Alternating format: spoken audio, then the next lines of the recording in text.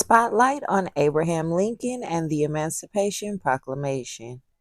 The version most of us remember from school is that President Abraham Lincoln wanted to abolish slavery because he believed it was morally wrong. The states where slavery was legal seceded from the Union, creating the Confederate States of America in an attempt to preserve slavery, leading to the Civil War. Lincoln issued the Emancipation Proclamation, which freed the slaves and allowed black men to join the Union Army and Navy. The Union won the war, and Texas was the last state to free its enslaved people when troops arrived on June 19, 1865. Or so the story says. While Lincoln was personally opposed to slavery, politically he had no interest or intention of ending it, only stopping its expansion. In the 1850s, the possibility of slavery and its boundaries legally expanding split Democrats into Northern and Southern factions, which destroyed the Whig Party and led to the creation of the Republican Party. It was formed by former Whigs, disgruntled Democrats, anti-slavery advocates, and others, including Lincoln. My, how things have changed.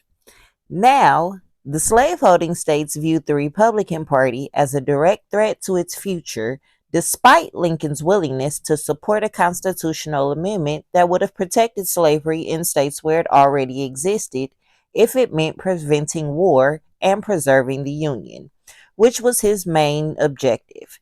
He said himself, "If I could save the Union without freeing any slave, I would do it. And if I could save it by freeing all the slaves, I would do it.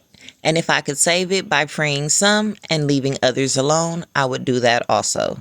And that is exactly what he did.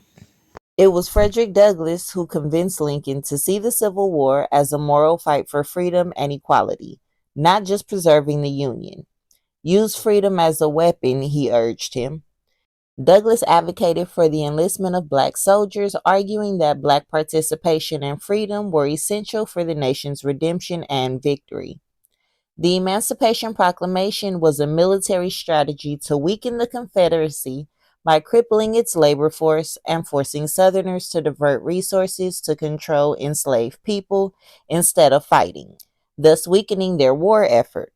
It was a fit and necessary war measure for repressing said rebellion, which is why it only freed the slaves in the states or parts of states in rebellion against the United States.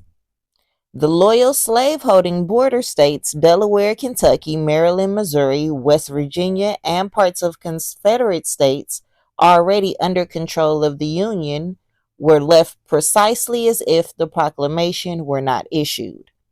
So while June of 1865 was when the last enslaved people under the Confederacy were freed, it wasn't until December 6, 1865, when the 13th Amendment abolished slavery and involuntary servitude, except as punishment for a crime, that Delaware, Kentucky, and Mississippi were forced to end chattel slavery. They were also the last three states to ratify the 13th Amendment, with Delaware ratifying in 1901, Kentucky in 1976, and Mississippi ratified it in 1995, but coincidentally, state officials mysteriously forgot to submit the required documentation to the Federal Register, so it wasn't certified until 2013. And if you know anything about Mississippi, that's the least surprising fact of the video.